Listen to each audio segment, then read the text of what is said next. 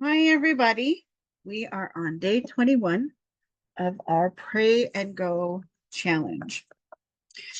Today is Invite Your Three. On day 13, you invited someone to church. I wish I were able to hear about the invitation you made. I'm curious. Were you nervous or uncertain? How did the person respond? Were they friendly? Did they seem offended by the invitation? How did you feel after you made the invitation? Are you more or less eager to invite someone again? This time you'll invite three people. Again, the method of invitation is up to you.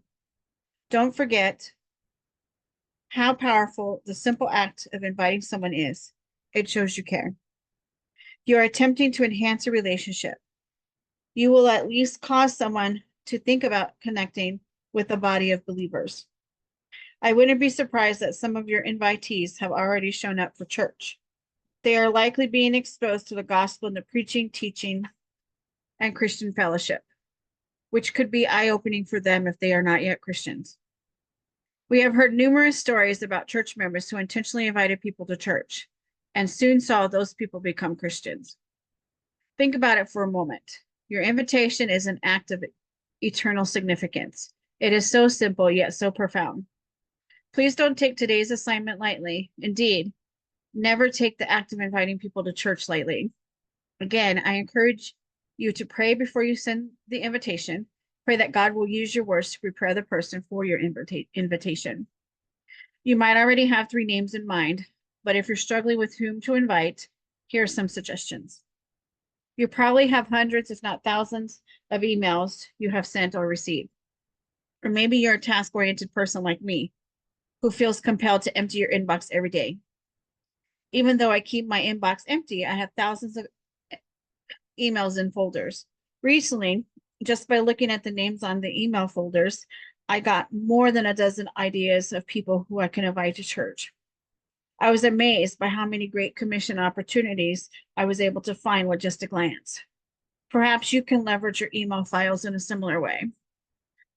I specifically looked for names of people who are local people I could invite to my church.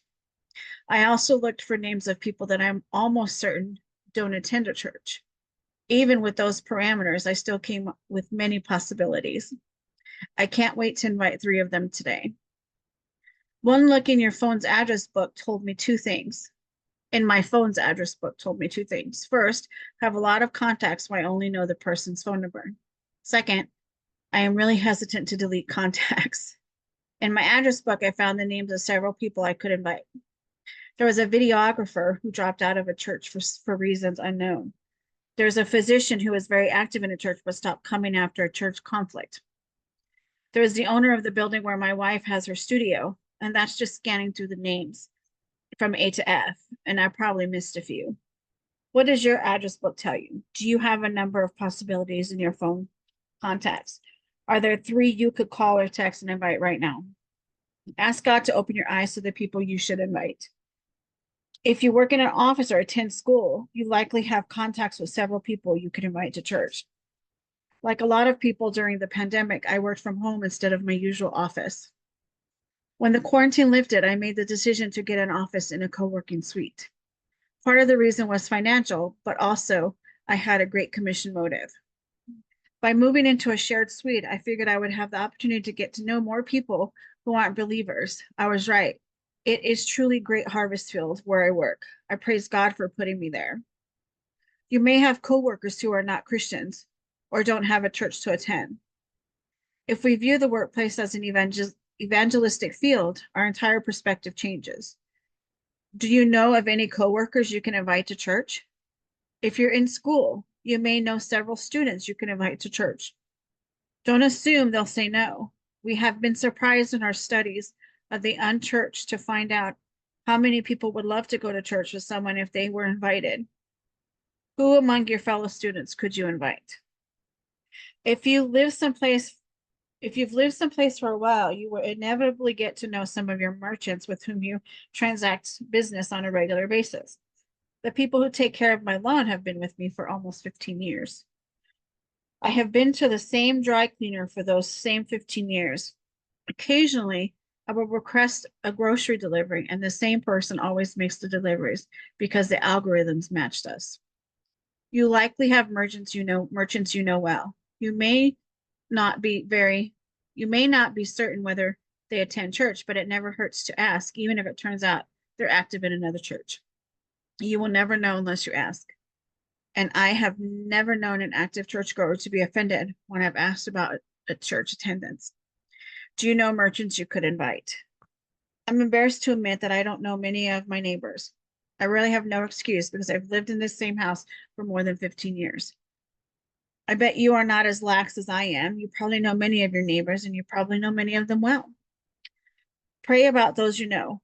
Are there are there same who are not are there some who are not in church or who are not Christians? God may be leading you to invite them to church. Do you know any neighbors you could invite?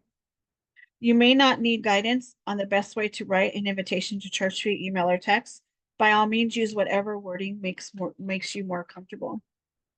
My invitation tends to be brief. Here's an example of a text I sent just a week ago. Hey, Kristen, I want to invite you and your husband to church on Sunday. Nellie, Joe, and I would love to take you both out to lunch after service. Kristen is the merchant I know.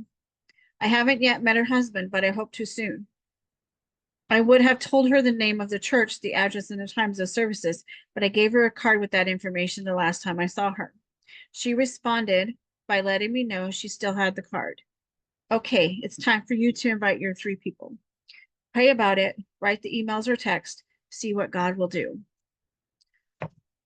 Tonight, a church group got together, and I literally just got home from going to see God's Not Dead.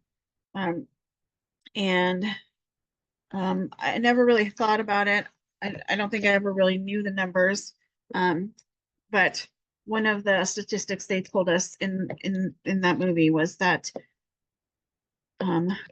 40 million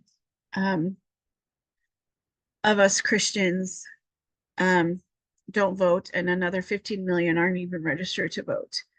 And I think part of that could be that they just feel lost and not sure where to start.